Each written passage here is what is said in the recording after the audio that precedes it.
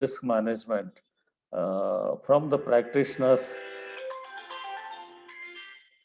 We learn a lot as far as at the physical level, at the institutional level, what are the measures which practitioners take with regard, all of us being in the financial sector, we know that risk cannot be eliminated.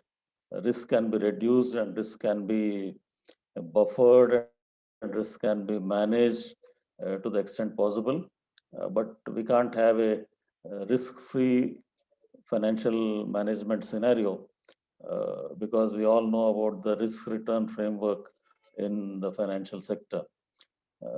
So here in today's webinar, more than from the theoretical underpinnings of a risk management scenario, we would like to learn which practitioners as well as with the microfinance sector are seeing as far as the risk management is concerned. And without taking much time, I would now request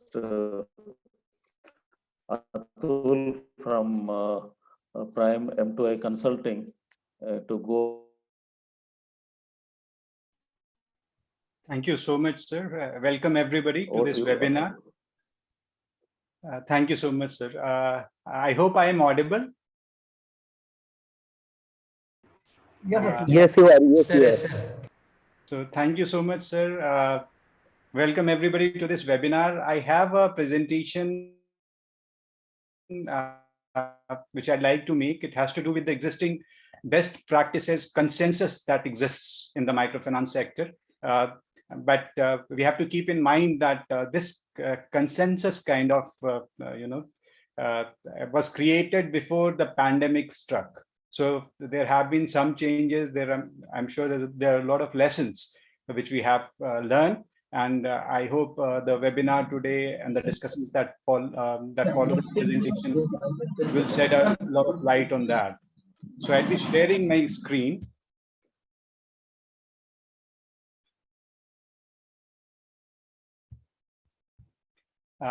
Is the screen visible? Yes, sir. So, okay. So let's start with with a look at some serious risk events that microfinance institutions have had to face over the last 10 years. So the loss of all outstanding loans in a state, loss of all loans given to a particular industry, fraud involving senior management resulting in crippling losses, presence of fictitious clients that leads to losses, a bank withdraws lending to MFIs or BCs and that leads to losses, a relationship with clients deteriorates and leads to mass delinquency, liquidity constraints lead to default on repayment obligations to a lender, and then again, lack of liquidity leads to very high cost borrowings, which results in unanticipated losses. So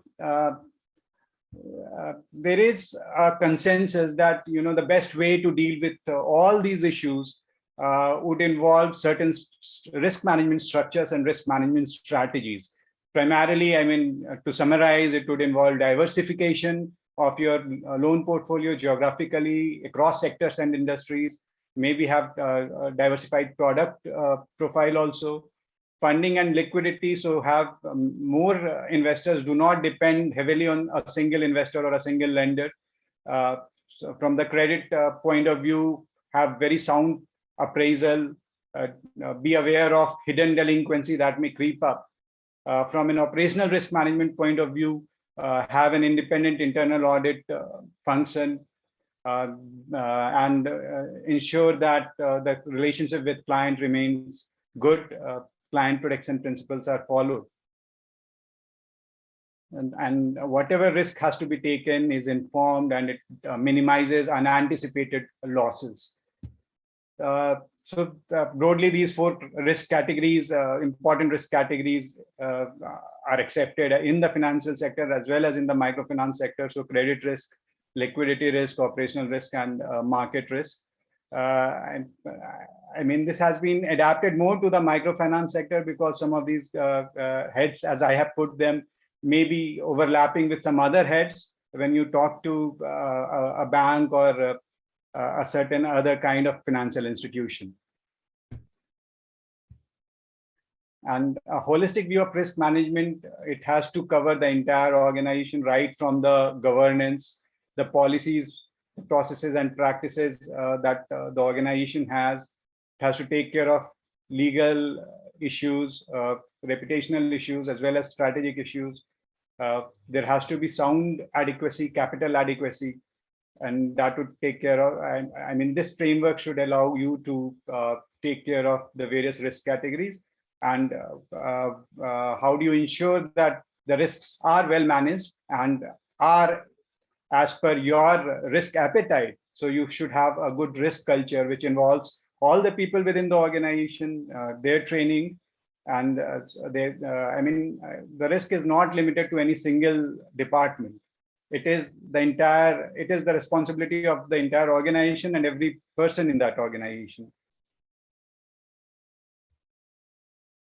So when I say that it's an enterprise or organization-wide, challenge.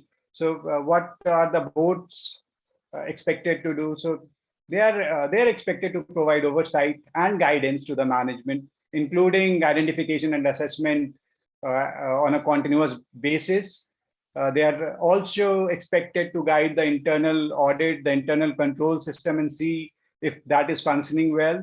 And they will be useful, or they will be effective. The board level risk management will be effective only if the board members have access to timely internal communication and the reporting is sound. So the board would have certain guidelines or tools to see whether the risk in the organization is as per the accepted board strategy of the organization. So obviously it follows from the mission statement, then whatever meetings that the board undertakes or the committees of the board undertake, there has to be an agenda where risk has to be emphasized or discussed. Now the board can have certain committees. There are certain committees which are required from a risk management perspective, as well as the strategic plan, which the organization follows. Some issues that have emerged. The MFI should have a chief risk officer, a very senior manager who's responsible for overall risk oversight and reporting. Some tools like risk dashboards, risk assessment maps, risk management matrix, these need to be developed. Risk-related information should be updated on a monthly, quarterly, or annual basis, depending on the type of information we are talking about. And there should be a clear responsibility and escalation of what happens if within the board there are people who feel that risk is not being given due consideration. The senior management obviously has to function under the overall guidance of the board, but it needs to ensure that MFI's activities are consistent with the business strategy, the risk tolerance, the appetite, and policies approved by the board. So this is a broad risk management organization. So we have a overall MFI board, which has a risk management committee. There's a risk management policy. Now, the audit function is independent and reports to the board. Audit function ensures that operational risks, as well as some financial and accounting risks, financial reporting and accounting risks are, checked and are not beyond the organization's tolerance. NPA here would mean new product approval. So any new product has to follow through this chain where the management reviews it and then it is approved by the board. So we have a credit risk function, then there is an asset liability management function where which is entrusted with the responsibility of managing liquidity, funding, interest rate risk, and foreign exchange risk wherever it is applicable. Now, we all know what credit risk is, and in the past, we had credit risks emanating from these things like client origination, poor appraisal, over-indebtedness, weak operational monitoring, fraud, natural disaster. You may add pandemics now, law and order issues, portfolio concentration, government intervention. I mean that accepted tools kind of where appropriate client origination practices, good appraisal system, internal control, strong monitoring, joint liability, and most importantly, diversification of portfolio. And broadly, we had two important indicators: portfolio at risk, provisioning, and write-off, which gave us a sense of how the credit risk within an organization is shaping up, or how the organization is vis-a-vis credit risk. Now, MFIs have also been measuring their exposure to certain sectors, certain geographies. So whether they are adequately diversified or not, and that also counts as an indicator of credit risk. So concentration to a particular state or a particular sector may mean that there is higher credit risk there. Then whether you are able to uncover hidden delinquency, which may happen because of so many reasons, risks are being masked, or there's a lot of joint liability enforcements that are happening, which actually hide the real level of delinquency. So obviously from these, every organization prepares some credit risk reports, which gives the management as well as the board some idea about the credit risk that the organization faces. So that brings me to some tools. So whether the products are appropriate, whether proper appraisal is being conducted, whether the guidelines and policies are adequately documented and disseminated, whether the staff are trained, whether there are limits related to the kind of exposures you can take in a particular geography, in a particular industry, and what kind of monitoring is there. And then there are reports which analyze portfolio, which monitor exposures. The second important risk that MFIs face is operational risk, and that emanates from frauds or failures or errors. And there also we need to have policies and guidelines. We have to have very strong monitoring processes, and the staff need to be trained. The internal audit report should be comprehensive, and the audit function itself should be independent and should be reporting to the board.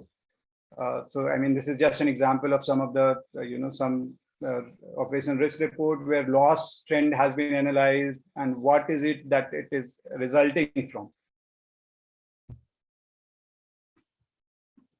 Then comes the important category of liquidity and funding risk.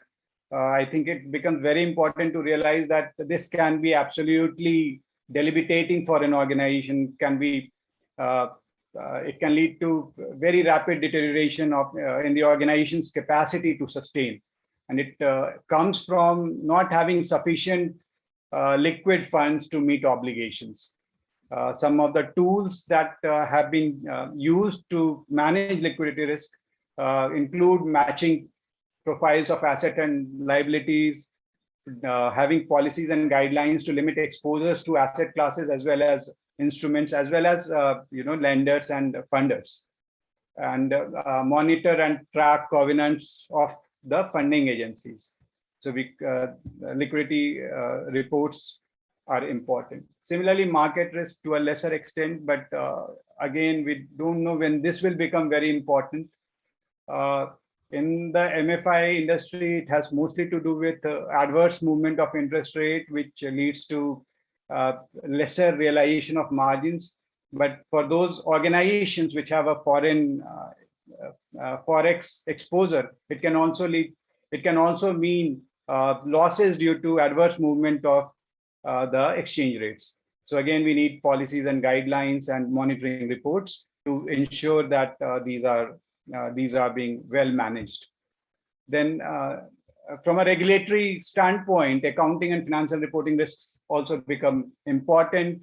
So whether there are adverse comments in the audit reports, the RBI is now taking a very stringent view of auditors and whether they do a good job or not. And hence audit reports become more important, particularly for all the organizations in the financial sector. And then whether our own auditing is good or not so good. So are there variations between the provisional and the financial statements? And if these provisions are beyond a certain threshold, then there's a problem. So coming back to liquidity risk, the liquidity risk is very unique, and it is unique in the sense that it is not only about how your liquidity position is. There's a perceptional aspect. So if others perceive that you are running low on liquidity, they may stop whatever liquidity they were providing to you, and it may lead to a certain liquidity spiral where you are choked of all liquidity, and this can lead to precipitation of the problem. For example, a credit event such as a default in an area may lead to shortage of funds for the MFIs. Now, one bank says that no, I'm not lending to this MFI. The other banks all will take notice and say that, okay, should we also be lending? And that will lead to an acute liquidity risk. So here also, there are certain pointers. So portfolio losses, adverse ratings, crisis overall in the banking sector, regulatory issues, perception among sources of funds. So what are the lenders and the investors feeling about you, and planning. So these are the things that can precipitate a liquidity crisis within the MFI. And liquidity management tools have become even more important now. In the recent past, we have seen MFIs facing acute liquidity shortages. So planning both for the short and long term, efficient funds management, measurement and monitoring of liquidity, diversification in funding sources, and having a liquidity contingency plan. So what will you do if your regular liquidity is not flowing as expected? That is the liquidity contingency planning is all about. So having early warning indicators, there should be defined roles and responsibility, good management coordination. There should be channels of communication with the lenders and investors, as well as providers of emergency liquidity. And when you escalate an issue, when you start planning for contingencies. Some MFIs and also do some form of stress testing, which is creating certain scenarios and seeing if they can survive in those bad case scenarios. Banks mandatorily do stress testing. So similarly, liquidity gap would be how much inflow the MFI is getting, how much outflow it is getting, and whether it is in the short term, the gap is adverse, which means there are more outflows than inflows, and I may run out of liquidity. Similarly, funding covenants become important. So if there is a breach in these funding covenants, then the lender may take an adverse view and stop funding. So things like financial covenants, PAR, write-offs, capital adequacy, profitability, inform lender conditions. So some certain conditions when lenders have to be informed. There could be other conditions like utilization of facility, so disbursement in a particular geography, reporting requirements, frauds. Obviously, any late payment or non-payment is technically considered a default. And similarly, any breach of funding covenant is also perceived as a default. Now, I will conclude my presentation, but given the context we have of the pandemic in the recent past, the understanding of risk in microfinance will need to factor in macro events that have industry-wide consequences for COVID-19 or demonetization. These are examples where the entire industry had to face the consequences. Liquidity risk management is as important as sound credit risk management and operational risk management. So sometimes, having liquidity buffer becomes very important, and it should override short-term profitability considerations. Also, short-term forecast of cash flows with scenario analysis can be a valuable tool. Now, liquidity contingency planning should also be part of boardroom discussions and discussions with investors and lenders, so that their confidence does not go down in case there is a macro risk happening or in case there is some poor or adverse news flow. So with that, I'll conclude my presentation. Thank you. I guess Somesh would be moderating from here.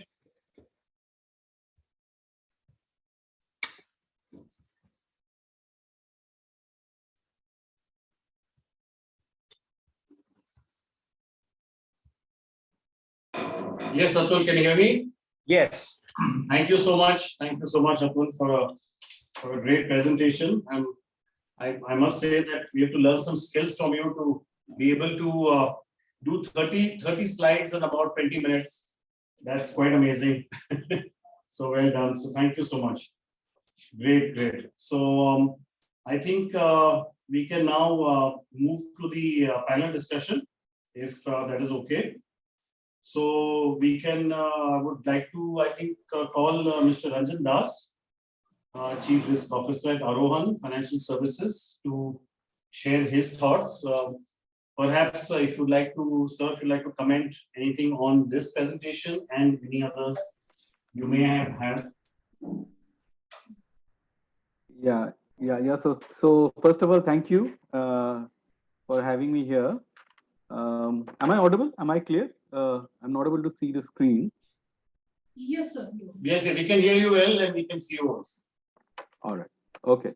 So I think let me pick up from where Atul left. I think one of the key risks, especially for medium and small size MFI today, is liquidity.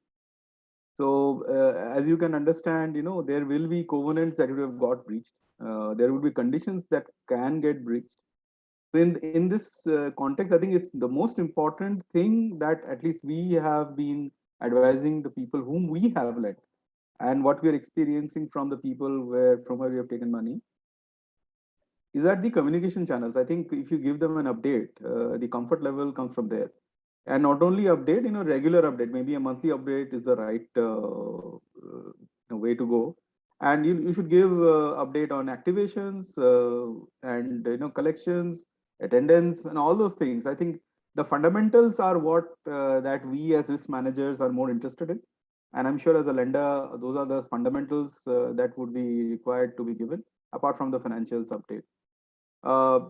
Wherever possible, I think this is something that a lot of people probably do not keep in mind, is that wherever possible, I think wherever the stakes are increased by the founders, the management, wherever equity comes in, I think that is one of the highest level of confidence provider for any lender. So wherever possible, I think that should be given. There's no doubt that asset liability side, rather the liability side, the ALCO piece is one of the most important risks that needs to be covered. And even if it is at the cost of carry, what I mean to say is that even if you carry some extra funds for your liquidity, it will have some cost of carry. But I think it gives not only the lender, ourselves as practitioners, a comfort that we have enough funds for a rainy day, but also it gives a confidence to the others, the potential lenders, existing lenders, regulators, and other stakeholders, including investors, that the business is in good hands and the business is adequately liquid to take care of the challenges that we are currently facing. Let me also touch upon a few other things. I think Atul's presentation was quite comprehensive and a lot of points were covered there. But what I have been told by the Sadhan team and Atul is that, to cover points which are relevant today, what is going on in the current scenarios that we are all going through. A couple of things I would want to highlight and underline here. See, what is we are seeing over the last 5 or 6 years is that, there are black swan events one after the other, and it is not as smooth sailing as it used to be earlier, probably. But of the last 4 or 5 years, 2 or 3 events have been quite disruptive. So that brings me to the point that while on the medium and a long term, and a microfinance business is quite stable and gives you quite predictable returns. But my viewpoint is that 1% provision is not enough. I think that's something that as risk managers and management we should have to imbibe. I think that's a key point here. For us, some of us where we have moved from IndGap to Ind AS, most of us are aware of the ECL model that we are following. Now, ECL, while we may or may not agree to the ECL, but in the pandemic situation, what at least I can tell you about Arohan, ECL, because of ECL, we took much higher provision. And ECL is kind of resulted in having a significant amount of provision buffers that we have. I have no problem sharing with you that we've almost 18% buffer on provisions. So I think, and that makes us much more confident to be able to handle more shocks that may come our way. So if you have good provision coverage, and definitely it is not 1%, then you are at a much better position, not only for yourself, but also the stakeholders, your lenders and everyone. So that's one very, very critical point. The other point I think Atul made was on in terms of indebtedness. We've very clearly seen that indebtedness has a very direct correlation to delinquency.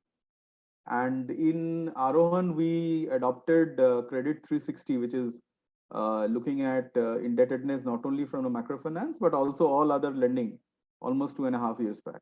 And that has given us rich dividends in a sense that all our customers over the last 2 years have not reached, at least at our point of finding, were well within the regulatory indebtedness limits. Not only that, we had highlighted, we had some states where we had limits, indebtedness limits of customers, which is lower than the regulatory ones. And that has actually helped us in, I'm not say completely mitigating, but definitely I mean, we could have been a much worse position if we had looked at only indebtedness of MFIs and funded the customers. So in credit risk, I think the other very critical, I think one very, I think we are looking forward to a very bright spot around the corner. I think the regulation that is coming through the RBI, early signs are that, you know, there could be the policy would actually promote risk-based pricing. So if you really have, if pricing gets flexible, we should as risk managers do risk-based pricing to be able to price the risk properly. Earlier pricing would not see one of the reasons that I mean, we are a margin cap business, all of us, and as a result, we are not able to price the risk properly. In this time where credit risk costs are definitely very high, this is absolutely, in my mind, the right time to have risk-based pricing. And I, with fingers crossed, I'm actually looking forward to the RBI regulation, which I understand is around the corner. A few other points I think I would want to cover here. See, board plays a very, very important role during these tough times, the pandemic as we are going through now. And erudite board, active board actually gives you a lot of guidance. And I mean, for us as at the management level, for the CXOs, they act as a very solid sounding board to basically test out the hypothesis, the decisions, and all that. I mean, we operate on the field, and we do need sometimes a sounding board to sound it out. And there, the guidance of the board is very, very important. I would like to emphasize the point that it is very important that whatever risks that you have identified, there should be risk limits which should be signed off by the board. I think that's very important to give you a track of where you are rather than having risks. If you have a threshold, if you have a number against which you are tracking your performance, it definitely helps you in a big way. You know where you stand. A couple of other things in terms of the operational risk is, I think, attrition today is, as far as I am concerned, is one of the key risks today because markets are tough. We are, I mean, we are sending our teams into the field during lockdowns, a raging pandemic. People are getting affected. So there is a stress, not only physical but mental pressure on our teams down the line. As a result, many of us have seen attrition going up, and there are ramifications there as well. So therefore, how do you handle it? I think employee engagement is a big mitigation. You should have a big backup plan in terms of hiring, because the earlier matrices of having so much of pipeline of people to be hired, I think that needs to be relooked. And most importantly, I think this is another HR issue, nothing to do with attrition, but frauds. The number of frauds have gone up, especially with the collections, not all collections being scheduled collections, because earlier we used to take full EMI. Now, in these times, customers are not able to pay their full EMI. So unscheduled collections have resulted in an increase in the number of the frauds that we have seen. So there, I think one of the key mitigations would be selection of manpower, one. But more importantly, I think there is a bureau. I think there's a HR bureau that I think Equifax is running. I think we have been utilizing it, and not only from the point of view of checking the employees whom we are hiring against that bureau, but also reporting the employee data into that bureau to prevent, to mitigate in a large extent the kind of fraudsters that are coming into the system. And this is nothing new. I think this happened during the demonetization, also post demonetization, we saw such a trend. But now also, so it becomes all the more important that the HR bureau becomes all the more important for all of us. On the operational risk, I think the future, if you ask me, the future would be enterprise risk management is here to come. I mean, for the large ones, for bigger companies like us, the regulator has been asking us to get into enterprise risk management. You have to have your risk registers and interaction between the risks. So I am just leaving this thought with all the participants here and the Southern team. So enterprise risk management will be a key factor in developing the risk culture of the company. I'll come to the last point. I think there was this request from many of you here to talk about Assam. I think that was one of the key things, that what happens, how do you handle situations where political and extraneous things affect you the more. I can share you a few pointers on Assam. I think one of the key things that we did was engagement. I mean, almost a year and a half back, when the unions were raging all across the state, we even engaged along with other lenders, of course, with these union, and we set up a help desk. It's a different story that they never wanted to, they had no interest in coming to the help desk to solve the problems of the customer. They had other agenda.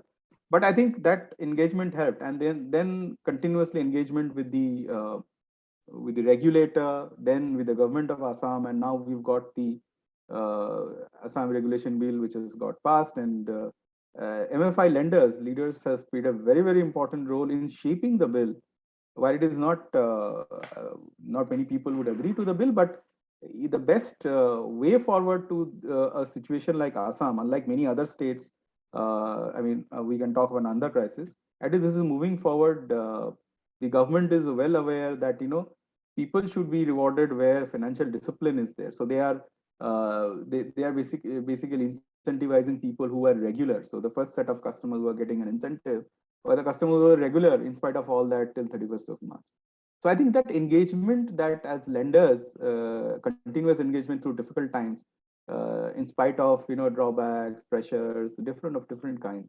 I think engagement is something that is very, very important. Communication with the clients. I think when we did good communication with the clients for the areas, we had good impact.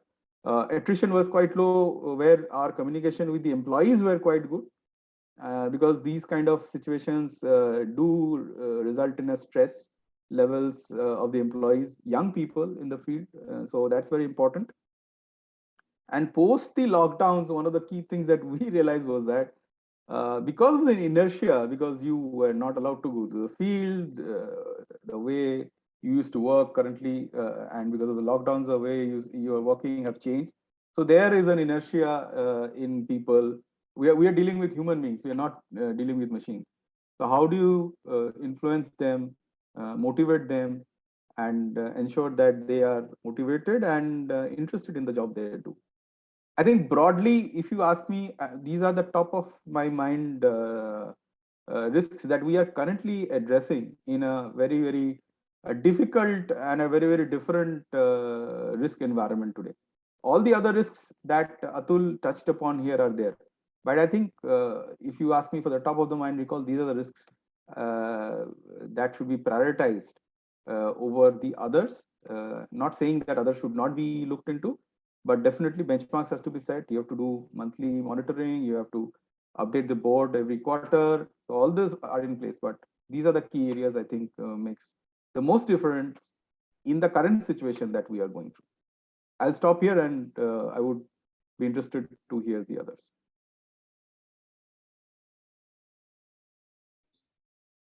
Thank you, Ranjan. You covered many points, and we will get back to you. I think when we have a short panel discussion, when we hear from the others, we'll come back on some of these points that you raised, which is what you talked about post pandemic. So we'd like to hear more. In the meantime, can I now call Mr. Ajit Galoni from Tracer Ratings, please, to share his views. Right, thank you so much, and thanks so much to Atul and to Ranjanji from Arohan. For a moment, I was thinking that you all are representing the rating agencies, with the emphasis of risk that you all have brought in, and succinctly that Atul has put forth all aspects of enterprise risk management and service from a actual lender perspective as Arohan. I think sir has covered a lot of very interesting nuances. The focus on attrition in HR. Just yesterday, we were reading so much about IT companies saying attrition, and we've been hearing about these challenges even at the MFI level for some time, and very, very valid points brought. Since I don't wish to repeat the issues, maybe I'll just don a different hat. We are speaking more from a rating agency angle, and I thought I'll just share some context to you all. I think firstly, we should realize that as NBFCs, and I'm bucketing all of us as NBFCs, not just as an NBFC MFI for now. The world post the unfortunate IL&FS default has changed, and Atul did touch upon it briefly in his discussion. The market is highly confidence sensitive from a lender perspective. So it is not just about a reported number. This is actions, pre-reported numbers. If there is a feeling that something is going bad or something going to go wrong, you're going to find all sorts of stakeholders pounce and jump on the scene. And what we have seen as a rating agency since the July 2018 IL&FS issues, I think two things are giving a lot of comfort to across stakeholders. From a balance sheet perspective, one is capital. There is no taking away of the fact that while we are focused on an ROE, it is important to keep in mind that from a lending business where money is your raw material, which you are looking to lend and convert, and the finished goods is also the money being lent, it's important to know that this flow of money it has to sustain. And there, entities where the leverage is low are getting the confidence from a variety of lenders. One good thing about NBFC MFI sector itself is that there is a fair bit of, I would say, relatively compared to other NBFCs, there is a fair bit of diversity in the lender base. So you do find some lender or the other willing to support when things are bad or where there's a perception of things going bad. But the big driver is capital. Second, which Atul touched upon very beautifully in his last slide, liquidity has played a big role for all MFIs too. What we saw around May, in fact, I would say of last year, boards becoming so proactive to come with a board approved liquidity policy.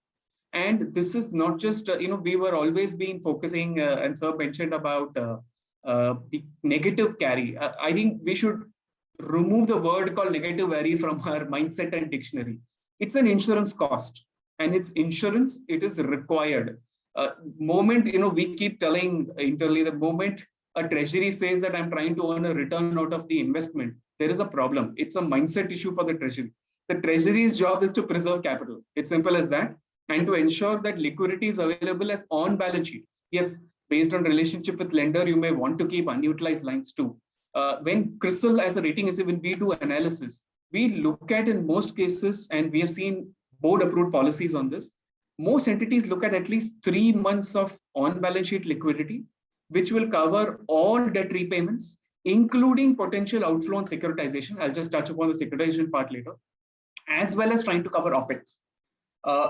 We don't give benefit of unutilized or undrawn term loans because we have seen instances where bankers may want to delay in the drawal and therefore it's not timely from access.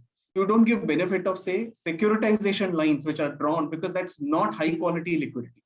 So this liquidity which is on balance sheet, it's not a negative cost of carry. That carry is just an insurance cost. And again, it brings a huge bit of confidence to potential lenders. In fact, we're fortunate that we also have Mr. Karunamurthy coming in subsequently, and they are one of the largest players as an arranger. I'm sure they can share their perspective as part of their interactions with lenders too on the same. So capital and liquidity, I think the market has changed since July 2018, and all of us have to endeavor to ensure that our leverage remains low. Our board works to ensuring that there is an internal threshold by which we continuously keep raising equity and not look at it as where we feel that, oh, now it's too late to raise. And second is on the liquidity side.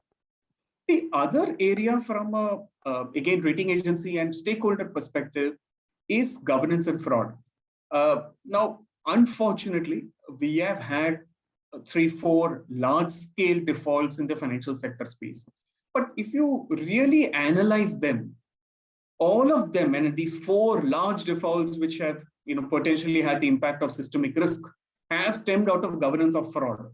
And there is very, very few or minimal what I would call as business as usual default, wherein it has actually been challenges on your collection side because of extraneous events, underwriting, etc., which has resulted in eventually lenders pulling the plug and the entity collapsing. Maybe there are few instances recently we have seen in the MFI space, unfortunately, because of NBFCs who are focused on MFIs focused on Assam. But otherwise, you have never seen such challenges. So it's either external regulatory challenge, or in these last 4 instances, it's a case of fraud and governance related. I think here, one important role we say is really for the board to play an important role to proactively ask questions to management. I'll dwell upon this as we go into more details from us. As a rating agency, we've also had the benefit since last 1.5 years that SEBI as the regulators allowed us to meet the audit committee of the board for all the entities where there is a listed debt security. And it's very interesting to see the differences without taking names in terms of which board is proactively asking the right questions that in terms of the independent members to the board members and management, and the kind of interactions they are having, the kind of reports that they're seeking, versus some other boards are probably relying a little more just on what the management is saying. And you do see that in the long run, this element will manifest in terms of better governance for the MFIs and will ensure that the confidence remains. Just 2 points to touch upon, again, taking cue from what Sir mentioned from our own side, is the days of this provisioning of 0.5%, 1%, we've been all living with a 99% collection efficiency. I think internally, all of us will have to look at running a business model. And so far, we have the benefit of a spread, the margin cap of 10%. And that effectively is supposed to take care of your OpEx and credit costs. But I think we should all run a business model where we're assuming 2.5% every year is a credit cost. Basically, what we try and do in CRISIL is look at it as once in 4 years. Unfortunately, let's say there's an external event, which is not in our control. And you're looking at 2.5% means 8 to 10% as an ultimate hit. And when we run our business model backward, saying that there will be this 2.5% annualized credit cost that you will always face. And therefore, in that context, what should be the leverage that I operate as an entity? How should I look at managing overall OpEx costs? You will find that there is enough buffers created annually so that when that event does hit us, we are able to put forth a very strong brave face to the market. And the final point is, and Sir again rightly mentioned on disclosures, the entities consistently across last 20, 30 years, you look at globally, look at India, entities which are transparent and which give out more disclosures, even at the cost of disclosures being negative, end up continuing to get confidence for this all stakeholders. And they are the ones who survive and who continue or able to restart the businesses from the top. So with these 3-4 points, I will rest my opening remarks and hand it over to my colleagues. Thank you, Ajit. We will come back to you. So in the meantime, can we just now call upon Mr. Karunamurthy, please, to share his views on the presentation of Atul and the views of the 2 speakers who were there before. So you could whichever way you like, and then we'll have a short panel discussion. Yeah. Hi, good evening, everyone. Thanks for Sadhan for giving this opportunity. Thanks, Atul. Thanks, Ranjan. Thanks, Ajit, for sharing your views. I think most of the risk and then the mitigation methods, tools that people follow in the lending industry, you have covered. A few things I have, and I'll touch upon that also. And some nuances I have in each risk category that we have spoke about. I'll share that also. So fundamentally in microfinance, there are three key risks. One was actually operational risk, second was credit, and then the last one was actually liquidity risk. So credit risk to a significant extent, it is actually already controlled by way of RBI guidelines. And then operational risk was one of the major risks. I mean, we were always looking at microfinance sector because, I mean, a huge amount of manual involvement has been happening. And second, almost in all the process actually, specifically in the collections, it is all actually cash.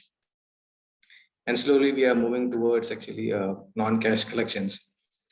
And we had actually put in a lot of stress and then weightage on the operational risk because of these few factors that I was mentioning.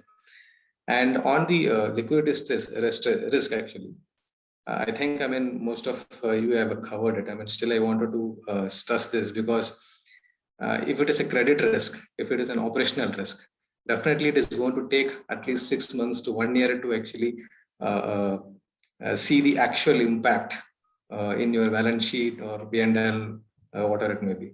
But in terms of actually liquidity risk, it's like an all of a sudden, if something went wrong and you're not able to actually pay that, that's a downgrading, and eventually all lenders actually stop funding you.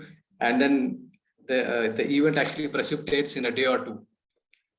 And then it will come to standstill. So now actually, given the scenario, liquidity risk is actually very, very important now. And from demonetization, we learned that we have to go non-cash. And now from this event risk, pandemic event risk, we all learned a lesson that, I mean, our liquidity risk management system should be actually very, very quite strong. So, I mean, earlier, the ALM always was actually looking good in terms of microfinance industry because the frequency of collections is high. And you get actually a term loan or any product in the tenure of, let's say, 18 to 24 months, ranging from 18 to 36 months also. And your products being actually maturing lesser than that, I mean, you didn't fundamentally had a ALM issue. And because of this drop in collections, lockdowns, it has actually triggered the liquidity risk that we were actually seeing. It manifested in a very, very significant way during this pandemic. So, yeah, I mean, right now, as Ajit was mentioning, actually 3 months of actually cash to manage all your obligations, OPEX and all. Definitely, actually, that has to be focused a lot, given a lot of importance. And committees like ALCO actually should be given a lot of importance. Yeah, I mean, not actually giving more time on liquidity risk because already we have discussed. I mean, some of the important things that has actually changed the way that we operate in microfinance is starting from the onboarding and then at the end of collections is like going digital is the way that way forward for the industry. So after demonetization, we have actually changed 100% of disbursement directly through bank accounts. Now we will have to slowly move towards non-cash collections. And today, the non-cash collections is ranging between 5 to 10% across the sector. I think this should gradually move up. And then a lot of actually expenditure that is happening there in terms of technology to do this non-cash collections is happening. So some of the things that I want to actually point out is like, I mean, people using UPI services, payment links directly to credit to the banks, QR code, and then payment through wallet accounts. For example, Paytms, from there actually people actually can repay. So these are some of the newer things, and then good to have things that are actually happening now, and this is what is going to actually change the industry going forward. And in terms of operational risks, for example, during onboarding, actually the moment when our Prime Minister said during 2020 March 24, there will be a complete lockdown, no movement of any people across. This has put a lot of actually stress, and then specifically microfinance clients, where actually the touch point with customers is actually very, very high. People scrambled to actually understand how to actually touch base with the customers now. In fact, I mean, by the time actually the update on the phone numbers, the contact numbers of the borrowers were also actually not that great. When people actually realized, I mean, contacting their borrowers during this pandemic season, then only they realized that, I mean, 50-60% of the numbers that they've collected is actually is not right.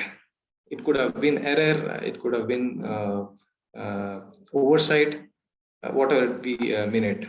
But now the lesson learned is that actually every finance institution should actually collect this number, and then always have another channel of contacting your borrower. So that's happening, and most of the microfinance companies have been actually very cautious in this now. And in many companies, actually, they had put in systems to actually establish that the numbers, contact numbers that they are collecting is actually correct by a way of OTP generation. So only when there is an OTP generated and that OTP is given, the customer is onboarded. It's not only for the new onboardings. So for the existing borrowers also, the microfinance institutions have started doing this. It means that two things. One, actually, the customer that you have onboarded is right, and you have established a strong connect to the customer, alternative channel to connect to the customer. Second, actually, on the KYC's part, multiple institutions have actually put in a third-party verification through an API integrations. For example, earlier we had, before the Supreme Court ruling, we had Aadhaar as a primary. Most of the institutions had Aadhaar as a primary KYC number. But then people actually started, I mean, people are really smart. They are like, I mean, 20 years experienced in this industry, specifically the customers. Many of the institutions are actually 5 to 10 years old. And specifically the field officers who's actually going there, meeting the customers is probably 2 to 3 years of experience, having 2 to 3 years of experience in the industry, but customer has at least 10, 15 years of experience. So they are smart now. So there were actually instances where even Aadhaar cards were actually manipulated, and some of the institutions have brought in QR code scanning to capture data without for eliminating the manual error and all, but still that was also manipulated. QR code is basically you can generate it online, give your name, all those things, contact numbers. I mean, that will generate a QR code that gets pasted in the KYC, and then the number, Aadhaar number remains same. So those such sort of issues are there, and people had actually used third-party agencies to actually verify this. And one example is that this Ware-of algorithm has actually really helped mitigating this risk of actually identifying the correct KYC and then authenticating it. There are Aadhaar-based system actually, which will ensure that the number or KYC ID that is given is right. So these are some of the new things, and I would say some best practices being followed in the industry to start actually mitigating risk from the time of onboarding. And in terms of other issues, for example, on the governance aspect, people have spared these fake loans, ghost loans, frauds. Some of the MFIs, I mean, I would say I should appreciate this. They also verify bank accounts through this penny drop services. This is very, very important. And by doing this, you are ensuring that the loan amount is exactly getting credited to the onboarded customer. And there is no pipelining to a certain extent. Yeah, pipelining is actually arrested there, which is a fundamental issue in microfinance industry. Yeah, so these are some of the aspects between onboarding and then disbursement. And on the collections also, for example, Ranjan sir has mentioned that, during collections also, a lot of frauds has increased during this pandemic season. Some of the MFIs actually started sending SMS confirmation on the collection receipt. So to a certain extent, actually, this has eliminated this kind of risks. But still, it will be there, and I think there are audit mechanisms which we can actually put and ensure that minimize this kind of risks. As a lender, to multiple microfinance institutions, I agree to the point that Ranjan sir has mentioned. Many fraud instances have increased in the last 1.5 years. And on the cash management system, yes, I was mentioning, we have actually Fino Payments Bank, cash collection points from some of the PSU banks like SBI. We can use some of their services to manage cash. Basically, cash lying at branch will not be of very much use for you when the instance is there to pay your lender the next day. So cash management mechanism have to be robust for you to actually manage this liquidity risks. And on the credit risk part, briefly we need to actually touch upon. When I say going digital, it's not on the traditional way of going and then visiting village sarpanch, village administrative offices. But still, we have to do some primary research there when you are expanding into a newer state, newer district. But there are a lot of actually data points, data analytics that you have to actually put in to identify a potential geography. For example, today we have PIN code reports from Highmark, PIN code reports from Equifax, where you can actually understand what has been the historical performance of multiple regions and then select geographies accordingly. There are multiple MFIs actually who have started implementing this. That's actually very good to know. But the catch there is that today we also actually do categorize almost all the 700 districts in India into different categories, starting from low to actually severe stress categories. But there are actually districts like Telangana, Adilabad, all those districts are coming at low risk category. But we need to be cautious that these are actually districts where operation itself is actually very, very low. And we should not understand it. Sometimes data can actually throw a very different view. That's why we need to have a primary research on each and every district also. So that's very important. And for example, districts in Odisha, districts in Jharkhand, where you have Naxal issues, Maoist issues, there you have lesser penetration, better performance, lower portfolio outstanding. Obviously, you will get interested, and then you would find that wow, I got a better region or potential region to operate. But we'll have to be careful with these data points also sometimes. So it's a good point that people have started using data analysis and then starting their expansion. But still, we have to maintain a watch on that. On the credit filters mechanism, earlier, there were options of branch managers, even field officers actually sanctioning loans to actually microfinance borrowers. Now, most of the microfinance companies have centralized their credit approval mechanisms. So most of the filters, starting from the RBI guidelines of actually over-indebtedness, income categories, all those things are actually hard-coded, and there is a business rule engine in the system, MIS system. This will actually filter all the loans, and only actually branch manager has an last verification, a chance to actually do this sanction, and the sanctioning authority for signing the application. Otherwise, it is completely centralized. And if if companies don't actually have this mechanism, definitely they have to think through this, and then you have to set up a strong MIS system to do a centralized credit check, and then hard code the credit filters in the MIS system. because these are the places where actually the system allows you for manipulation, and that's where actually there's a higher risk of higher fraud risk, I would say. And one more important thing that I wanted to say on the portfolio risk at the institutional level is that I think Atul, Ajit, and then Ranjan sir also actually covered that.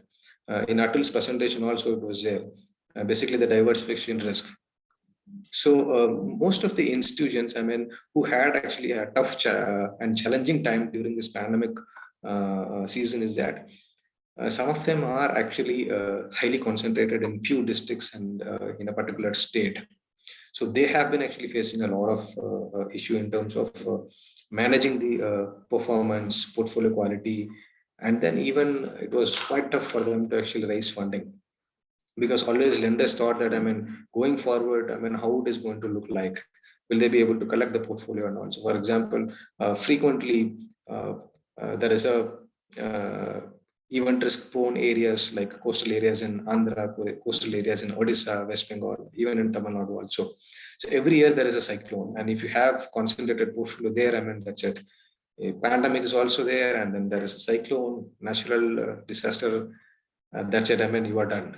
So diversification is a key now, and it is very hard. I mean, it's easy to say that diversification is an important thing to manage credit risk, but it's very hard for smaller MFIs to actually diversify across multiple states. But at the same time, they can actually look at diversification at the branch level, district level, at the pin code level also. So that will definitely, even at the village level also. So that is going to definitely help.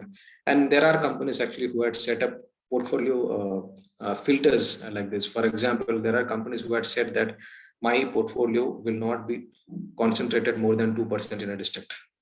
So these are some of the, I mean, larger companies have actually come into this, and I think even smaller companies have to actually think of such kind of portfolio cap, so that your portfolio is completely diversified and then not get into much issues when there is some event impact. And finally, on the cash flow analysis, it's good that almost all the bigger companies have are having a separate credit team at the branch level, either in the non-qualifying portfolio or the MSME portfolio they have started. I think going forward, this new guidelines, this unified code for the microfinance sector, that is going to actually lay a lot of stress in this cash flow assessment. And it's, I mean, I would appreciate the companies who have taken this. There are smaller companies also who have taken this initiative, put in a separate credit team, started doing this house verification, cash flow analysis. There are some companies who are sanctioning loans based on this cash flow analysis. And for example, it could be, I mean, in a MSME segment or SME segment, we look at FOIR. There are some companies actually who look at FOIR for microfinance customers also, because earlier, I mean, some 5 years back, the average ticket size was ranging in between somewhere 20 to 30K. Today, the average ticket size has actually gone up. It is ranging between 35 to 40K, and almost actually more than 30% of the disbursement that is happening in the range of actually 40 to 45,000. So, I mean, now actually it's not a smaller ticket size loan. I mean, there are actually fintech companies who do actually this kind of credit risk assessment, even for 1,000 rupee loan disbursement. And so, since the ticket size is actually going high, this cash flow analysis is going to become very much important. And going forward, this new guidelines is going to actually mandate us to do this cash flow assessment. Yeah, I mean, these are some of the nuances that I wanted to actually share today. And one last point that I want to highlight is basically the way forward. As I said, actually, digitization is going to be the a key word, and managing the entire process flow mechanism. For example, actually, Rajan sir was mentioning that, and then Ajit was mentioning on the enterprise risk management framework. If you can do that, and I think that's going to help a lot, because there are multiple companies, microfinance companies in other countries who have actually started as a microfinance company. Now they are like banks, started accepting deposits. And you will have to look at products that is going to actually suit the customers at all point in time. This kind of term loans should be there, but may not fit in the customer requirement always. For example, there are companies actually who started continuously analyzing this customer's behavior, and then customer actually wants a credit, a card-like of product. I mean, credit limit. Whenever it is required, he wanted to actually take money. And it's not like, I mean, money is going to be taken from an ATM now. I mean, you have all this online mechanism to spend. So when it's not always an ATM is required to pull out cash, you can actually spend directly online. So that infrastructure is actually being built. So this 5G mechanism that is going to come in, and then the Jan Dhan account has actually enabled a lot of credits going into bank accounts. So these things are going to help definitely. So on a continuous basis, credit evaluation, doing on their existing customer and offering relevant products is going to actually help this institution very in a very competitive way.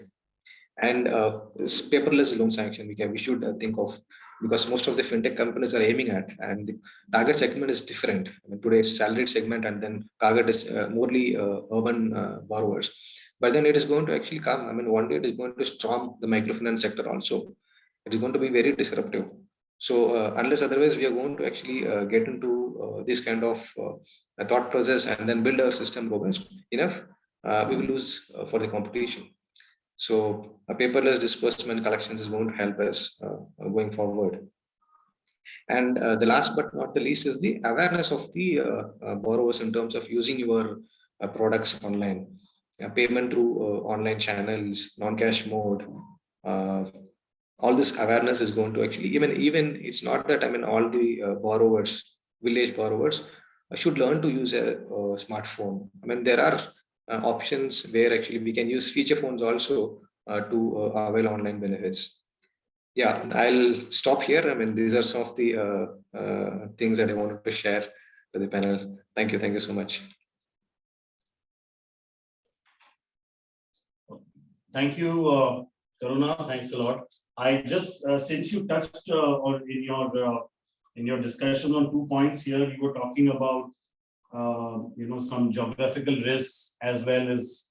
So I just wanted to say that, as an SRO, we've been trying to share on a monthly basis with the risk officers of our members. We've been trying to get down to that pin code level information, and also the district. We have a risk scoring of districts based on over indebtedness, multiple lending, penetration. And in fact, 6 months before the Assam crisis started, we saw the flags going up there. That before the unions even started the political agitation, we knew something was going wrong. But I guess it was, once it starts, it was very difficult to stop that. But as you were right, these things do help a lot. And also the point you mentioned about MFIs who are maybe very concentrated. So separately, we also, where we feel some of our members may be very concentrated in some districts, or they're overly dependent on these over-indebted districts. We try them to sort of lower their concentration. We've been doing that. As well as this cash flow analysis that we talked about. So we've also been studying it and building some models around a more accurate cash flow of households. So whether using their credit histories or looking at their assets and incomes and expenditures in addition to that. So we've also been trying to gear up for it. So thanks so much for this. I think before I hand over to Atul to ask some questions from the panelists, just wanted to throw 1 or 2 questions back to all of you. So I think for Ranjan, one question we've been seeing over the last few months, that while collections of course are improving 90-95%, but we've seen large overdues, and we've seen that despite the fact that there's a resolution framework, we don't see much really coming out of that. So what do you think going forward will be there? Will the fact that many of the MFIs who are extending the loans or doing top-ups and all, will that sort of over time lower the overdues, or will the will there necessarily be a need for this resolution framework if you have to avoid any heavy NPAs hitting the industry? That's a very good question. I think you're kind of, what you're hinting is, you are caught between the devil and the deep sea. Well, I think I will, take on the devil. I think if you ask me, the resolution frameworks that RBI has sent in, these are God-given opportunities. I mean, that's how we look at it. Twice, at least, we have seen these frameworks coming in, and at the right time, because let's not make any bones about it. There is significant amount of stress in the sector, and rightly so, because most of our customers are at the bottom of the pyramid. And therefore, resolution framework, which allows you to extend tenures and reduce EMIs by up to 40-50% is absolutely essential. Wherever customers are wanted, we should give it. I mean, that's the irrespective of what Ajit is here, whatever the rating agencies think about it, but we will have to deal with the customers. There's no point postponing pain. If you have the capacity to take it, please take it. If you have to take that additional provision, take it, because ultimately it is the customer who's going to come back and pay you. This is an extremely resilient sector. We have seen it over years, and every time we have given benefits to the customer, in most of the cases, money has come back. So there is no two ways about it. Secondly, giving the additional liquidity, I think if somebody is doing additional liquidity just for keeping the book on, or to just add to the book, or to basically cover up delinquencies, I think that is a short-term measure. It will come back and haunt you, because wherever ultimately it has to be the merit of the case.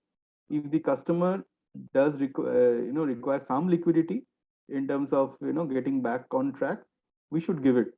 But from a point of view of a delinquency cover-up exercise, I am not in favor of it. In fact, it is more, we have never done it. That's not our philosophy.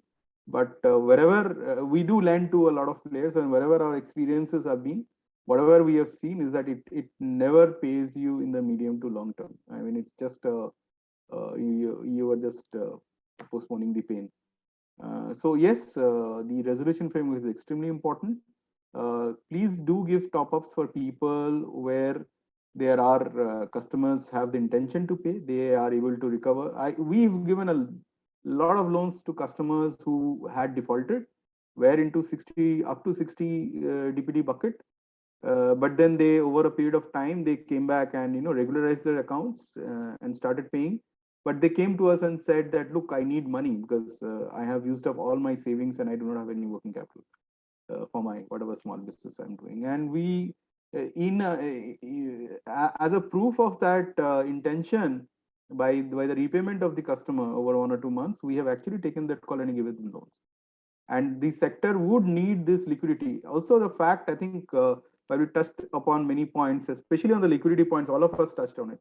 There are a lot of players in the market who are not able to disburse loans. Many players, I think many of the members would be here in this call. They do have a liquidity problem. So what has happened systematically in the sector is that the earlier the liquidity that is to come through, the grease of money that used to flow through the sector, that has really got impacted. As a result, there's an overall impact on the sector in terms of liquidity is concerned. So in that situation, I think if the intention of the customer is demonstrated and you are convinced about your customer through your experience, through your association, I don't think giving a top up to a deserving customer, not from a point of view of covering up your delinquency, but from point of view of giving working capital funding is absolutely critical. I would go for that.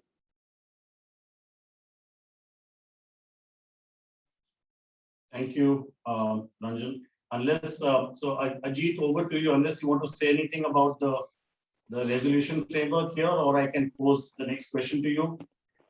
Just to add what Ranjan sir mentioned, see, what we did see at the industry level is a fair bit of prepayments or what we call as cycle closure loans, where you're moving to the next cycle around November, December last year. I think till March, these accounts did well. Unfortunately, you had this tough situation of a second COVID wave. So the ability to really assess how well these accounts are done will be probably evident as we have looked at, say, August and September data. Initial sense is that these accounts are not doing badly. So it doesn't appear to be a evergreening, sorry, I'm using the terminology situation at this juncture. But I can just tell you, see, if you go back to what happened to the banking system many years ago, why we are worried of the word restructure. All those schemes which were largely into large corporate accounts, you had S4A, 525, various myriad of schemes, were just postponement of a problem. Because all those accounts eventually, thanks to RBI intervening with an asset quality review, you have had it resolved, and today clearly the banking system is much, much healthier. I think the current restructuring is a little different because this is genuine underlying problem. The challenge, I think, as Ranjanji rightly said, is how do you make that distinction between the borrower who genuinely needs a top up or the emergency loan versus a borrower where you are just going to throw good money after bad?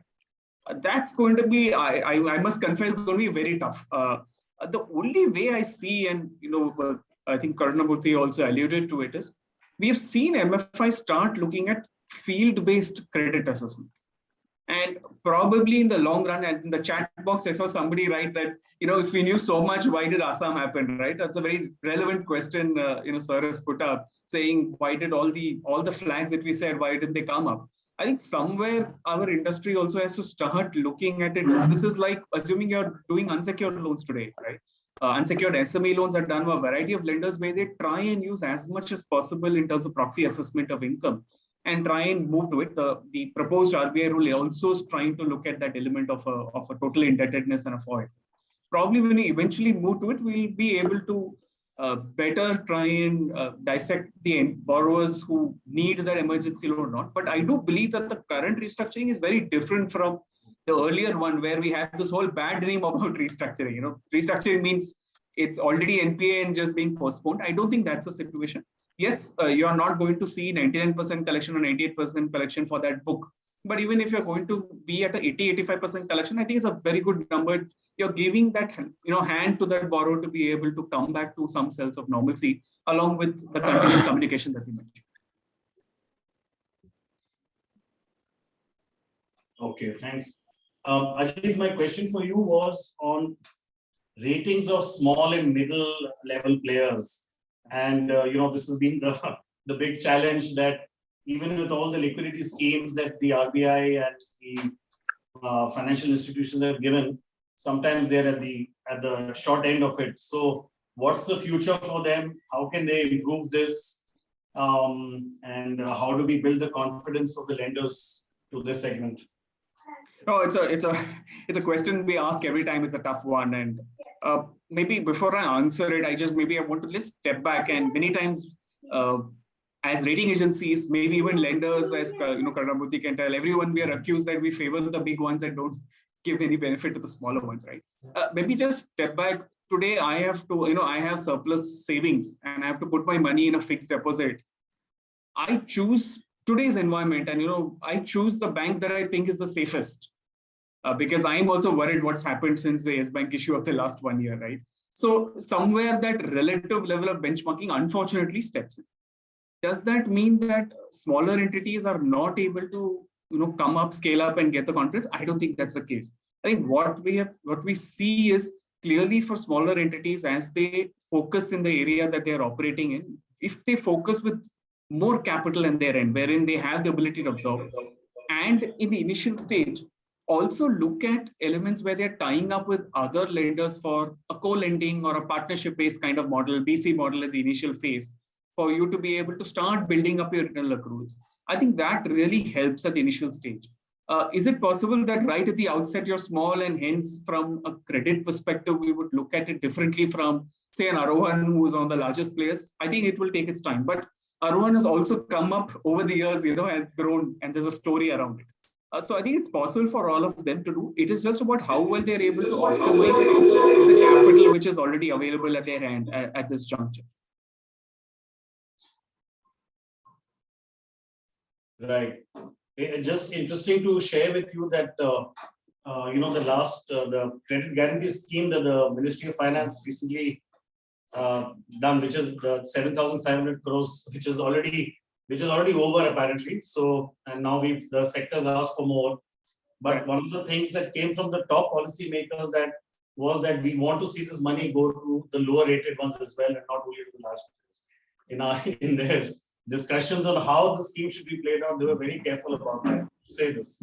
We want No, to I think see- it's a valid point that you add. I think if you all remember when the TLTRO got announced, Right. the TLTRO 2.0, which focused and where the RBI said that 50% has to be to certain asset size. Actually, the bids were only 12,850 crore. They didn't get total bids from the lenders itself. And if you look at recently, RBI is allowing SFBs to also lend, right, to FIs under the SLTRO, as they call it. At last check, we saw, I think, only 20% of the cost purpose actually has been lent.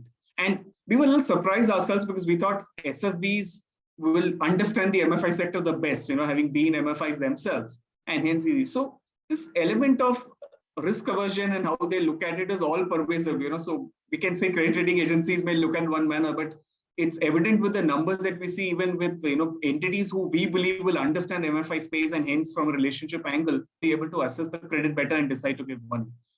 So I guess it's and I must say this is one sector what I think the SROs, including Sadhan, have done a fabulous job. I have not come across any other in the lending space sector and SRO equivalent or any organization. There are FDIC is an organization which works in the NBFC space. FICCI does work there. We haven't seen any organization do such proactive work as you all have done to take care of a variety of situations, not just from interaction with the regulator, but interaction with governments, stepping in when there are local level issues, etc. And probably one next other element is also that where the organizations proactively, maybe we figure out what do the lenders want, what else do they want to be able to open their purses, because to see two schemes like this where the actual bids are much lower is a bit of a surprise to us.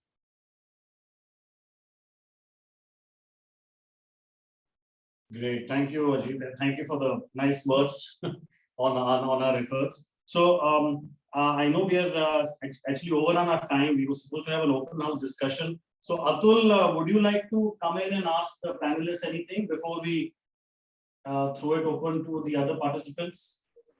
As a matter of fact, yes, I had a question. I think Karunamurthy has spoken about the things of the future like digitization and how that can reduce risk. But I think there's a question. I mean, I'm asking to Karunamurthy, but for us, all of us to reflect how we can ensure that this transition does not lead to undue risks at the level of the client, because like you yourself said, the awareness of clients is something we need to contend with and possibly improve, but that will only happen over a period of time. So any thoughts on this?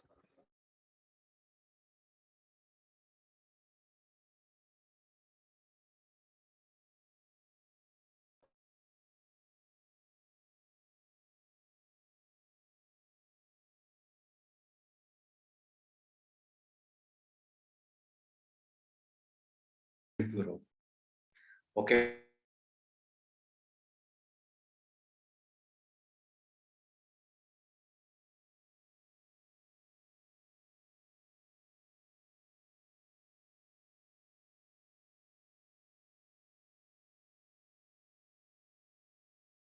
Across the company, going for a digitization, definitely this is going to be a marvelous effort, and it is going to actually keep the company very competitive. Put them under a competitive edge. So we should not be overwhelmed about what is digitization, and then we should try to solve all the problems at one go. I mean, slowly we can start with loan origination system, which will digitize all your actually borrower information. Shorten the process of actually onboarding a client and then disbursement. Starting from there, if we can actually do it, and then we should actually show some concept and proof of concept case to the branch level people also, because that's the profit center. If you can show that what is their activity and how it is going to actually impact them at the ROE level, and how are they actually going to benefit in terms of their salaries, incentives. If you can actually explain this probably in a better way, and there will be definitely a buy-in, and that will actually tremendously impact and make this journey very smooth, or transition very smooth. So, thank you so much. I guess there are some questions in the chat box, and they have, a lot of them have to do with Ajit's presentation and points. So there's one question which has to do with standardization of rating parameters for all segment of MFIs in terms of size. Is it not time to rework on the rating parameters? This is from Mr. Madasar. So just to add to that question, there are also MFIs which are essentially not-for-profit organizations, and while they may not have, on their books a lot of capital or a lot of equity, what they have is a solid backing from a donor. A donor will say that no matter what, if there are losses, I'll come and step in.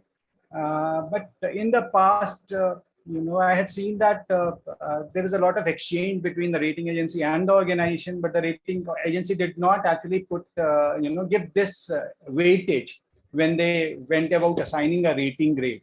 So that is another question which, which you could reflect upon.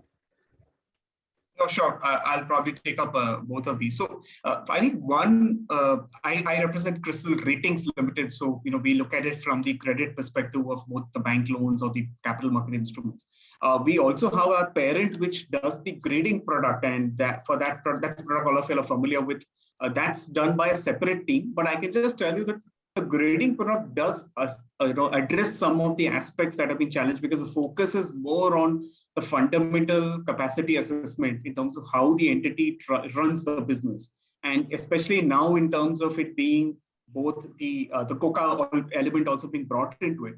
It does take care of this, and we are aware of at least the SIDBI and NABARD as entities looking at this more closely using a COCA product. In terms of the traditional product, I think it's not, let me clarify it.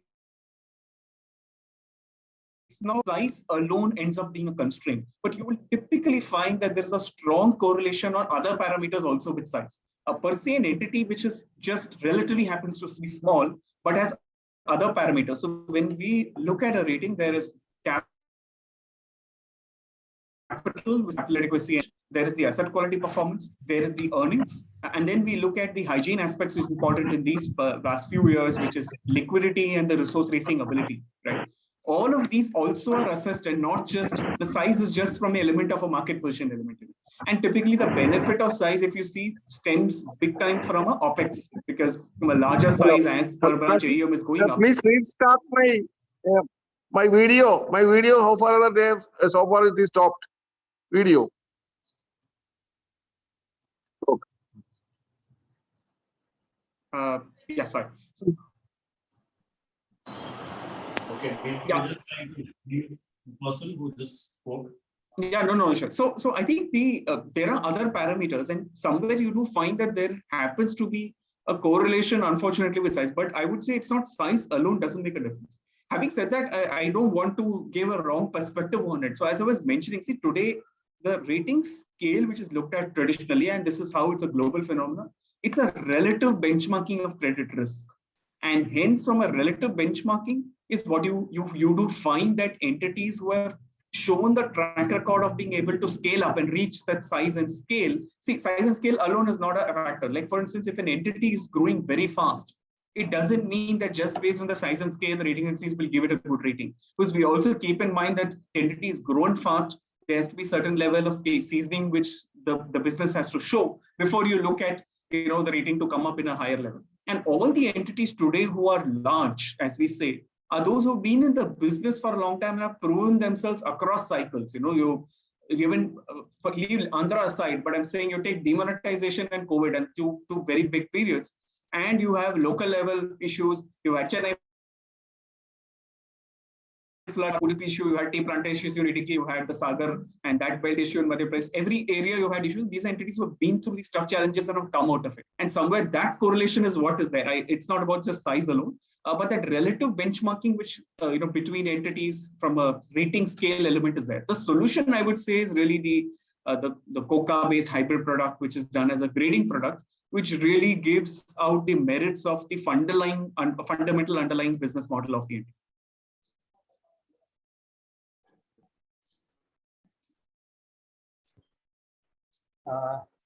I think there's a question which Karuna Murthy can answer. This is from Mr. Girdhari Behra of Pahel.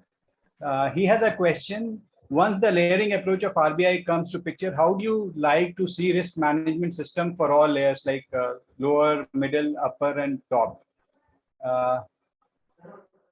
I think, I guess the question is regarding different size MFIs again, and from an investor or a lender standpoint, what would be your expectations of risk management systems for a relatively small MFI vis-a-vis a larger MFI, given that you've had so many of them in the past through your, through your market making and multi-origination products? See, I mean, between smaller and then bigger MFIs, basically, I mean, a couple of things that we need to look at. I mean, from the new guidelines perspective, we need to actually look at how the systems are going to be tuned enough to evaluate the end borrower. That's one. Second, actually, diversification of our portfolio from the existing geographies to newer geographies, or I mean, you cap it at different levels to actually mention that even if I am concentrated in a particular state, my concentration in a particular district is not more than actually 5% of my net worth. Or let's say some pin code level, you can see that, I mean, even my branch has actually, it's at 10 to 15 crores of portfolio, but my village concentration is not more than 1% of my branch. So this sort of actually diversification is going to actually help you. Second, how are you going to assess? I mean, basically, I mean, it's a long discussion. I mean, how this credit assessment is going to happen. I think Sadan itself has arranged a call for a discussion earlier, I think a couple of months before they have arranged it. I think there are still the guidelines is actually not completely clear. I mean, we will have to actually take a different level of approach how we are going to assess the credit at the end borrower level, because income is not very clear. I mean, if I can actually go and then assess, I'll say that my income for this borrower is 2 lakhs. I mean, the same way if some other microfinance company credit guy goes there and assesses that, he will say 4 lakh. So that my potential possible lending size would actually increase. If I say 4 lakh, 2 lakh, 50% of that is 1 lakh. Up to 1 lakh I can lend. If you say 4 lakh, up to 2 lakh you can lend. So that's where actually we need to actually put our efforts and then make a board approved policy and then framework for that. And third thing is that how better you manage the cash. I mean, for example, in smaller MFIs, I mean, you hardly have 1 month of actually cash to manage the obligation and then OPEX. Right now, actually, we need to actually slightly increase that. I mean, as Ajit was mentioning, this is not a carry cost. I mean, you should not think about a cost. It's an insurance that we are going to have for the company at any point in time, which is going to actually save you. Going to actually help a lot. Third, I mean, always, I mean, having or maintaining your gearing level at actually 5-6 times, I mean, it's going to actually hurt you when these kind of event risks hit you. Maintaining at an optimum level and then keep looking for actually capitalizing the company well, that's actually going to help, because I mean, companies which were actually adequately capitalized and then adequately liquid, they were able to grow during this pandemic also. There were actually growth 10 to 15% of companies who had grown. Smaller companies on the other side, actually they have degrown their portfolio.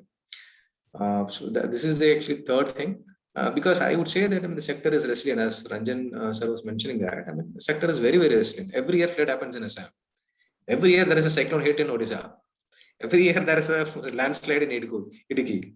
So, I mean, the sector is resilient. I mean, when you say sector, the borrowers are resilient. I mean, today, if they are going, let's say, labor job, today, tomorrow they'll do vegetable vending or fruit vending. So they are very resilient in their job profile. They will definitely change.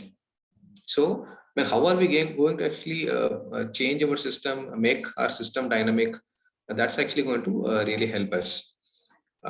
Yeah, that's the point that I wanted to actually share. Hope, I mean, I answered this question.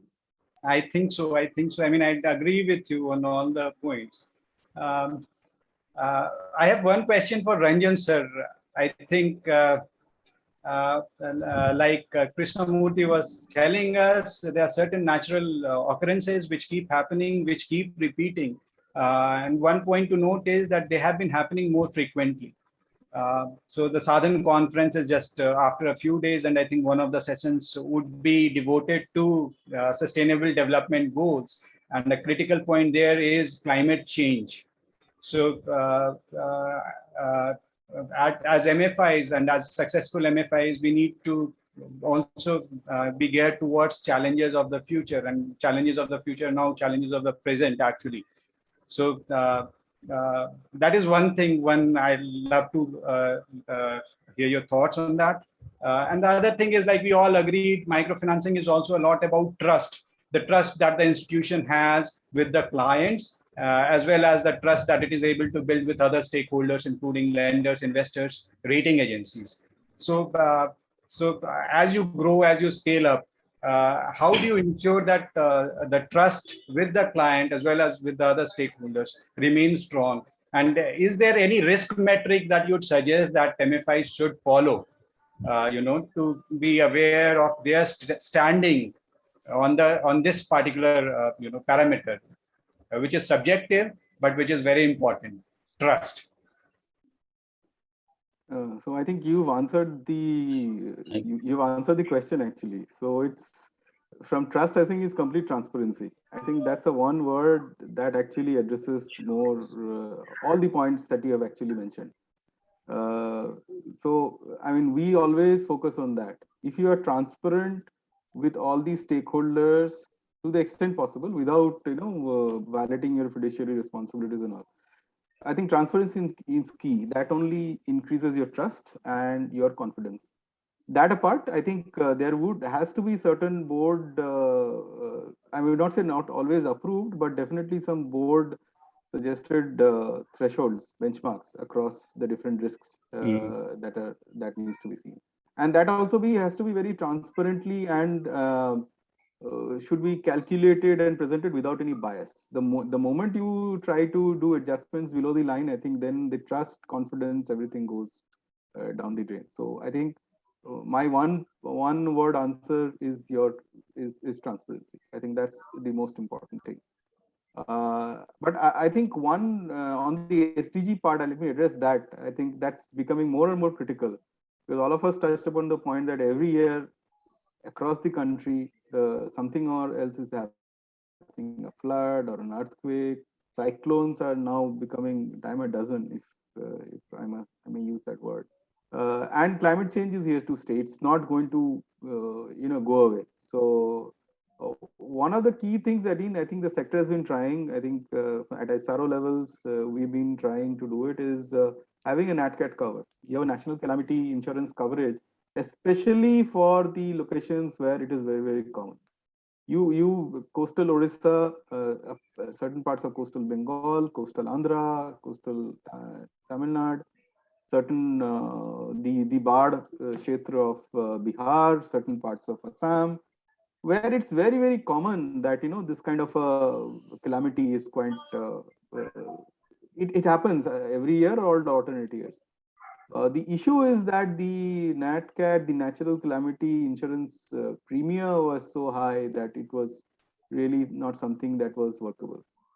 I think engagement has to be there, because I don't see any other mitigation that can be there. I mean, I as a lender can try and mitigate. Say, okay, Karuna would say that, okay, let's put it a limit for that particular pin code. You won't lend beyond that, but that's, you are protecting yourself. How are you protecting your borrowers? So I think that's in my mind, that's the way forward. If the natural calamity insurance covers are actually brought down, if we can, SRO actually can play a very, very important role here. If you can come together and talk to the insurance guys and companies and have a affordable insurance cover, I think that would be a significant mitigant to address the climate change related risk issues that are becoming all the more common every year. Thank you, Ranjan sir. I think Soibal has a question. Please, Soibal, feel free to ask the question to any of our panelists. Hello, am I audible? Yes. Yeah, I want to bring this discussion into different level. I want to understand the perspective of insurance in mitigating the risk, managing the risk. Two areas of late what we are seeing internationally and also nationally. One of the areas we are seeing about the cyberspace, like we are seeing that a lot of cyberspace we are using. So how are we protecting itself? So it is also a big time risk we are seeing internationally. Some of the MFIs, they got hit of this cyber attack and all those stuff. Where is India standing at this point of time? This is the question to Ajit and Karunamurthy, both of them. And the second, once again, to both of them, the other question. Other question is related of late we are seeing that a lot of governance related issues are coming up and MFI space is getting a kind of big time hit because of that reason. So there is one of insurance called director and officers liability insurance. Where is India standing at this point of time, Indian microfinance sector? And how are you assessing it? Are you putting some focus on that one? Where are we standing? So it both to Ajit and Karunamurthy, both of you, because one is assessing, another one is investing. And my question to Ranjan also, did you buy these two insurance products? Maybe later part we will get to understand. So first over to you, Karunamurthy and Ajit. It's a good question, Saivan. Thanks for asking this. Yeah, so when I mentioned about, going digital and Internet of Things, the way forward, yes, this cyber insurance cover is actually very important. Right now, the product is actually in the preliminary stage. There are companies actually offering cyber product, cyber insurance products. At institutional level, I haven't come across. Basically the financial institution level. I've seen actually products offered for software companies, which is actually getting into this product, and there are some banks also actually who had done this. But NBFC level, I have not seen so far. But this product is available. Definitely, we can actually check with the insurance companies for this. And sorry, the second question was on governance. On governance. Yeah, it's a director and officers liability insurance. We are seeing that all of us, we are insiders, so we know that some governance issues are hit by, like the microfinance institutions, microfinance sector been hit by that governance issues. So there is one insurance, is this directors and officers liability insurance. How are you seeing it, and where is this microfinance sector standing as an investor? How are you seeing it? Yeah, yeah, it's there actually. I have not come across any institution actually taken against their directors, but we do actually stress on key man risk insurance. If it is the organization is actually dependent on a few members at the management level, we do actually stress on key man risk insurance. But on the directors and then promoters liability side, I haven't actually come across. I think Ajit sir would know better on that. Okay. So maybe I'll just quickly address on both cyber and this. We have actually not heard and seen of any MFI avail it. We have seen other NBFCs actually opt for this. On the cyber side, this is basically offered by the general insurance companies. Mostly the policy seems to cover a cyber event.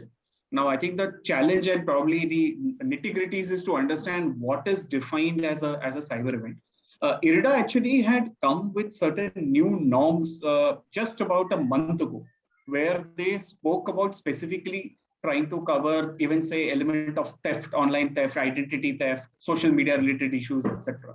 What we may need to do is probably pour through the individual policies and see in terms of the coverage, because this is offered actually by all the general insurance companies in terms of what is all covered and what is deemed as a trigger event and what will be the extent of insured losses against it. Now, from a credit perspective, see, if there is an insurance policy taken from a credit risk, so for instance, the CGT, MSC kind of thing, there is a benefit, of course, which we look at because we know to that extent, there is a lesser amount of credit cost or loss which can come in. It's a lag because the payout doesn't happen right immediately, and it's also capped based on the premium that is being paid. But for some of these as cyber, I think is at this juncture, I would want to confess a little more qualitative, more reflective of the role really that the management and the board is trying to play to bring in very, very strong system processes to take care. So at this juncture, I would say it's a little more qualitative and not maybe quantified on the cyber side.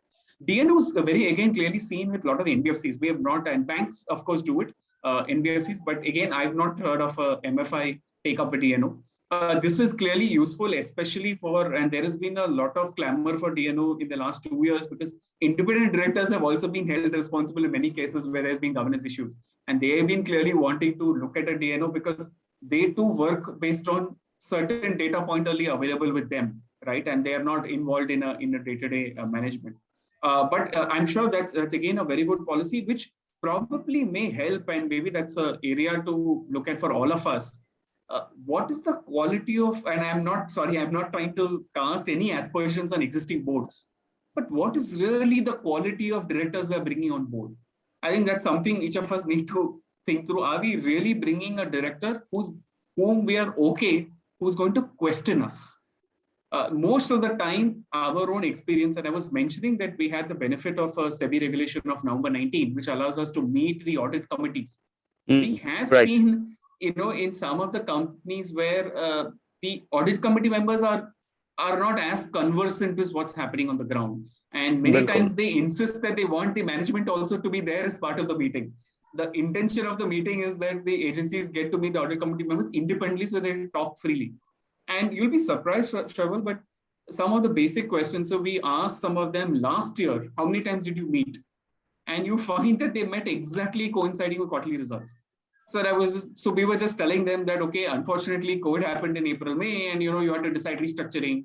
There was 2.0, moratorium, EMI holiday, compound interest, Supreme Court. Did you all meet to even discuss these additional points? And surprisingly, it's a ratification at the subsequent audit committee. The management has decided everything, right?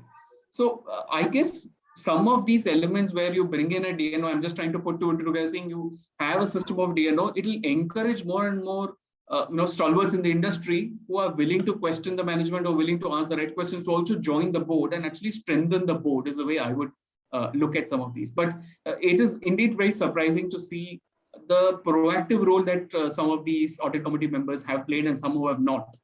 We know, for instance, most of the top companies where the audit committee has insisted on an IT systems audit. Now you may ask why, but genuinely required, and I can tell you heart on heart, most systems were not capable to handle the myriad of challenges of the last 1 year. I mean, who thought there'll be so many back-to-back challenges? See, when we said moratorium, what did the sector do? We effectively offered moratorium to a customer who didn't pay. So how are you capturing that in the system? Because it's easy to say, yes, this is moratorium, all these accounts are moratorium. But if that is actually going to change literally month on month based on how the customer behaves, how are you capturing it?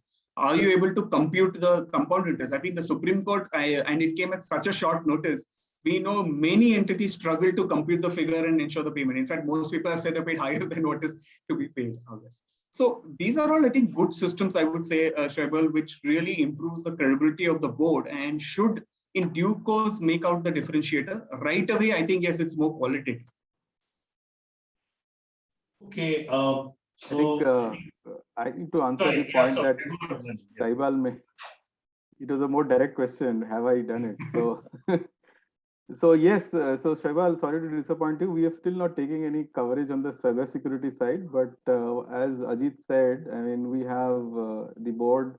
The committee actually asked us to do the IT security audit, and now it has become a regular thing. So I've actually invested there to prevent anything like that. We are still we are evaluating it, but we have not till taken any cover on the cybersecurity side. But the directors and the CXOs insurance covers, definitely it has been taken.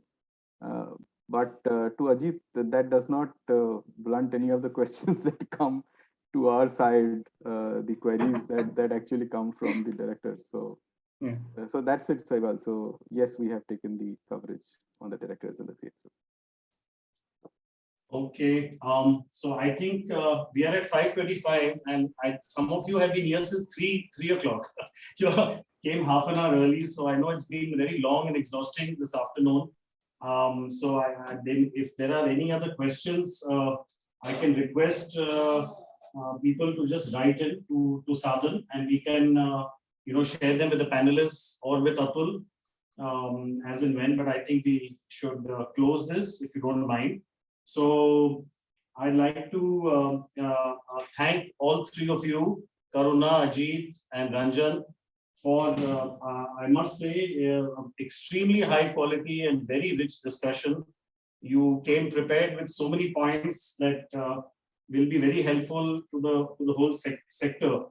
And there are some common things that you have talked about. I think some of them in the area of the role of the board on governance and fraud, and so that I think we will be taking forward. I think Sadhan plans to run a series of webinars and perhaps even publications on best practices.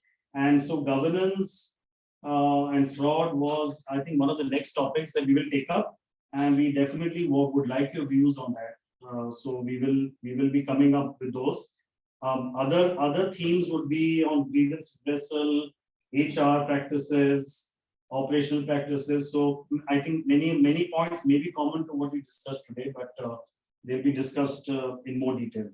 So again, thank you all, and for this. And Ranjan, I want to congratulate you on Parwan's. You're mentioning that some of your parameters, your indebtedness limits and all are even lower, and you've done very well. So congrats on that. I think your risk management practices are obviously superior, and we have much to learn from those. And thank you for bringing to mind about the way forward. Both Karuna and you have talked about enterprise risk management. So I think these are areas we will definitely look at going forward to be debated. And Ajit, I think what you mentioned, one interesting thing about this annualization of credit costs, if you can take into account these every couple of years, these issues which come up, I think that can, protect many of the MFIs. You talked about this 2.5% credit costs. Something I think it's something that we can definitely share with a lot of other people. And so I won't go into all of the things you discussed, but there were plenty of them. So thank you. And Atul, a big thanks to you for an excellent presentation. And since Atul has been working very deeply on the code of conduct and the code of conduct assessments that M2 has been doing for the sector. So he is the right person to be discussing this particular field. So thank you for that, and especially to highlight the need for tools and on liquidity contingency planning. So I think all these things are well taken. Mr. Satish, if you'd like to say anything, or we can close this now. No, we can close it. All right. We had a good discussion, and I would not like to add anything more from my side. Thank you. Okay. All right. Thanks, everybody. We had a very good attendance. We had more than 93 people at some point. And so look forward to seeing you the next time.